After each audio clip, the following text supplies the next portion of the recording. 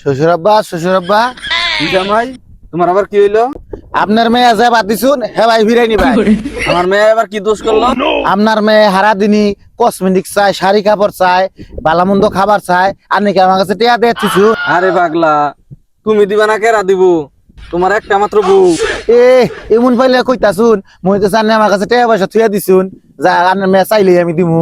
তুমি দিবা না কেরা দিব তোমার বউ রে? দেখো না তোমার শাশুড়ি যা চায় তাই আমি দেই, এটা আমাকে দায়িত্ব।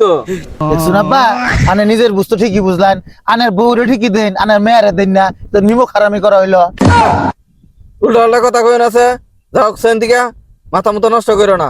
কি আনে গো ভাই তাইছি দেখে আমার আনে অপমান করতাছুন। ওহানি আনে বাইতে যায় আনে মেয়ের আমি পিটে এর প্রতিশোধ নিমু, আমার অপমান করুন। আমার মেয়ে আবার কি দোষ করলো? আনে গো ভাইতে বিয়া করে আমি ঠাস করে ওটা গোয়া মারা খাইছি। হেই, আমি তোমার হসুর, কি উল্টা পাল্টা কই?